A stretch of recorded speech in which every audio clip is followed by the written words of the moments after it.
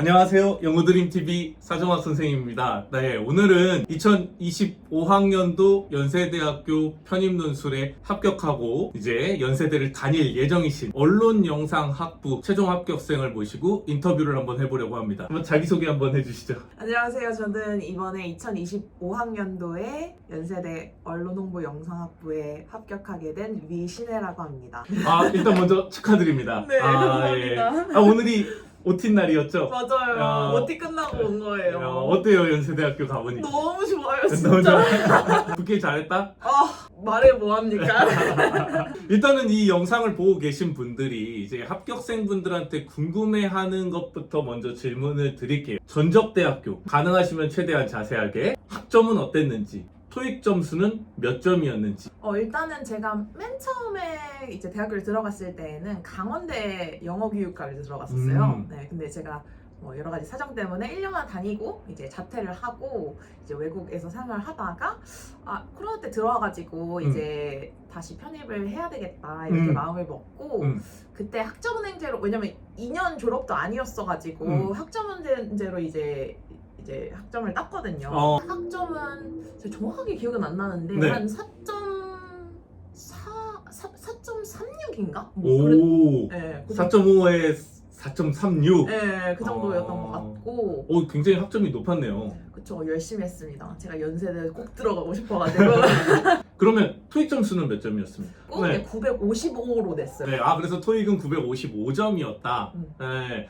이번에 뭐 시험 볼 때 네. 어땠어요? 이번 시험 난이도는 어땠던 것 같아요? 일단은 영어 지문이 약간 더 네. 그전보다 난이도가 있었고 저는 평가 문제가 나와가지고 계속 비교 문제만 연습하다가 이제 갑자기 평가 문제 나와서 어떡하지? 이제 양면적으로 해야 되는데 이제 그런 생각을 많이 해야 되는 그런 부분이 있었던 것 같아요. 연세대학교 논술 잘 보기 위해서는 뭐가 중요한 것 같아요? 잘 이렇게 이끌어 주실 수 있는 선생님이 굉장히 중요하다.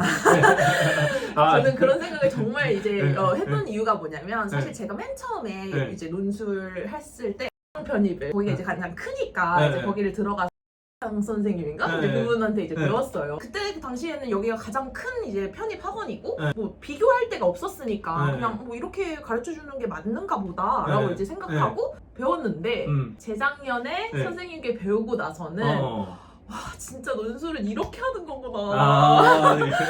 그런 이제 약간 깨달음을 얻고 네, 그때 진짜 열심히 공부를 했던 게 이제 합격 포인트가 아니었나 이런 생각이 듭니다. 네, 어쨌든 타학원에 대한 그 얘기는 개인적인 주관적 생각이고 어쨌든 선생님이 중요하다. 선생님이 중요하다. 좀 연세대학교가 점점 영어 제시문을 제대로 해석을 못하면 제대로 쓸 수 없게끔 좀 변화하고 있다는 느낌도 좀 받으셨어요? 맞아요. 왜냐면 그 전에 2번 봤을 때는 사실 영어 제시문이 저가 그렇게 영어를 엄청 못하는 편은 아니라고 생각하는데 그냥 술술 읽어서 이해가 되는 정도였는데 사실 이번에는 영어 제시문이 이렇게 읽어봐도 이게 무슨 말이지? 약간 이런 생각이 들어서 약간 제가 하나하나 좀 이렇게 번역을 해서 이해를 했었어야 됐거든요.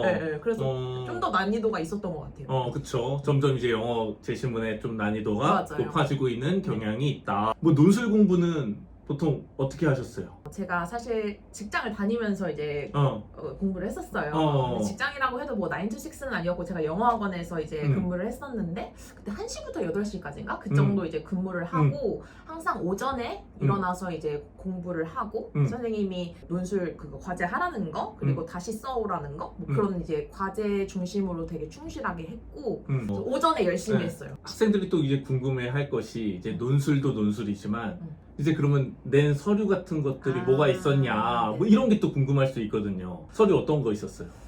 이번에 진짜 뭐 낼까 이제 고민을 많이 하다가 제가 토익 말고도 탭스를 본 게 있어가지고 탭스가 401점인가 나왔어요. 그래서 그것도 내고 사실 작년에 이제 이대가 편입이 돼가지고 멘토링 그러니까 이제 외국 학생들을 대상으로 제가 멘토링해서 그거를 이제 뭔가 수료증 약간 이런 거 받은 게 있거든요. 그래서 그것도 내고 그리고 제가 뭐 민간 자격증으로 뭐 사법통역사 뭐 이런 거를 한 게 있었어요. 근데 그거 진짜 별거 아니거든요. 국가 자격증도 아니고 아무것도 아니었는데 그래도 일단 한번 넣어보자. 그치. 네네. 가당익선? 학업 계획서를 썼을 거잖아요. 맞아요. 네. 어떤 방향성으로 썼어요? 언론홍보영상학부 이제 지원하시는 분들은 그걸 되게 많이 고민을 하고 또 궁금해 하잖아요. 학교가 어떤 걸 또 원하는지 잘 모르고 하다 보니까. 어떻게 쓰셨어요?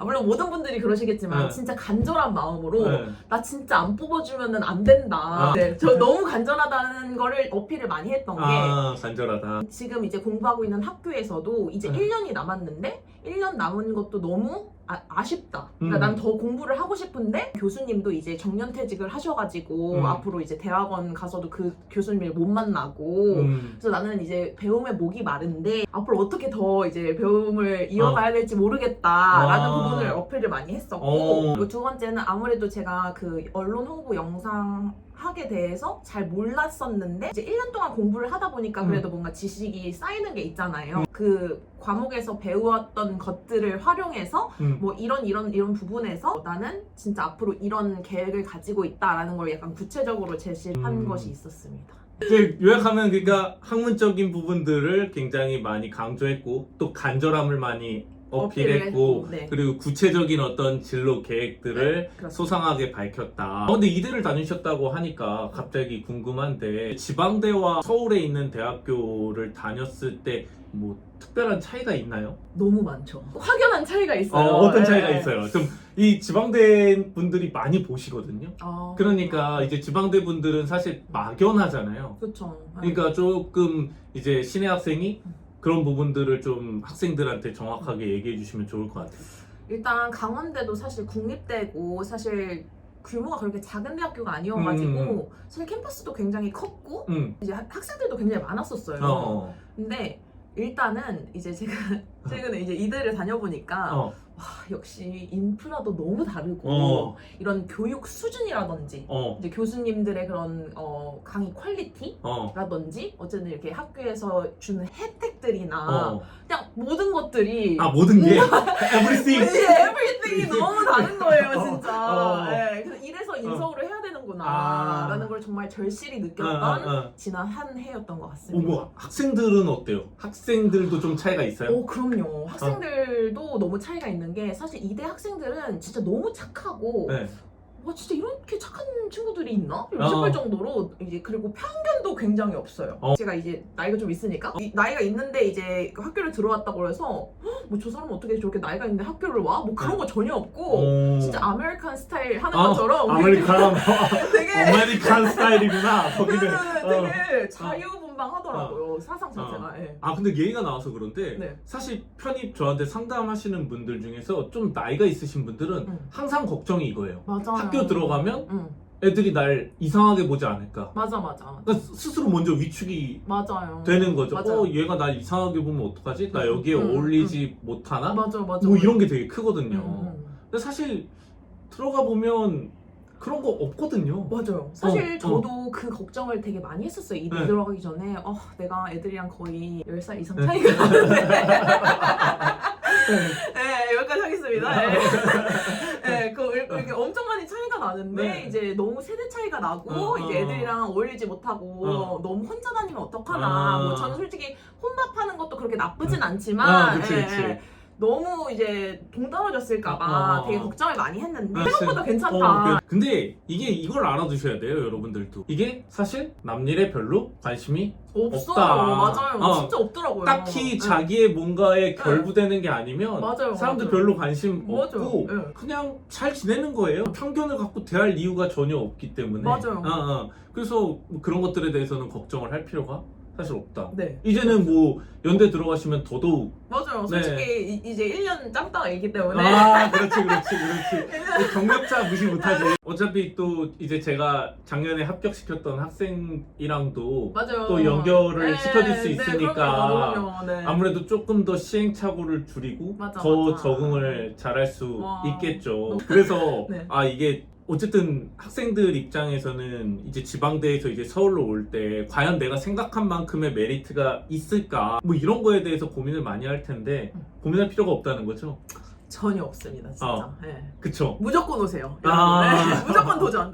무조건 도전. 네네. 이제 논술 시험을 여러 번 봤잖아요. 맞아요. 근데 보통 편입생분들의 거의 대부분은 한 번 보고 안 되면 그냥 나의 자리로 다시 돌아가야겠다 왜냐면 걱정되잖아요. 맞아. 여기에다가 괜히 매몰됐다가 맞아, 학교 나오는 시기 느려지고 맞아.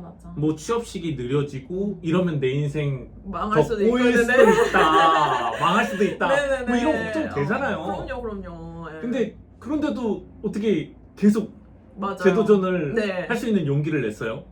저는 진짜로 연대가 너무 가고 싶었어요. 아, 연대를 가고 싶었다. 네네. 저는 진짜 연대를 포기를 할 수가 없는 거예요. 저도 사실 뭐 나이 저 걱정이 안 됐던 건 아니거든요. 솔직히 네, 걱정이 안 됐던 건 아니지만 이대를 다니고 있었음에도 불구하고 연대가 포기가 안 되는 거예요. 이거 절대 포기를 할 수가 없는 거예요. 심지어 이제 어쨌든 1차를 계속 합격을 하는 상황에서 진짜 이번에는 마지막이다. 진짜 이번만 해보자. 라는 심정으로 도전을 해본 거거든요. 나오셔서 기본적으로 다 잘 되세요. 취업이 안 되는 분들도 없고 가까운 친구 같은 경우에는 31살에 합격을 했는데 이제 33살에 졸업을 했는데 잘 갔어요. 연대를 사실 나오고 나면 실질적으로 모두가 다 그렇다는 건 아닌데 이제 좀 그 정도의 열정을 갖고 있으면 대부분 자기 살 길을 찾을 수 있고 자기가 원래 자리에 있었던 것보다 더 잘 되지 않나 뭐 이런 생각을 요즘은 해요. 저도 예전에 너무 나이가 있으면 이게 또 나온 것 말고는 의미가 없어지지 않을까? 뭐 약간 이런 걱정이 이게 아무리 제가 뭐 학원 이제 선생님이지만 이게 들잖아요. 그쵸. 그러니까 뭐 함부로 막 하세요 뭐 이렇게 쿡쿡 찌르기가 좀 그렇죠. 약간 사람이 양심이 있지. 근데 요즘 이제 또 이제 저도 이제 통계가 쌓이다 보니까 나와서 그러니까 그 학교를 다니면서 의미 없는 시간만 보내지 않으면 나와서 다 자기 뜻한 바대로 잘 가더라고요.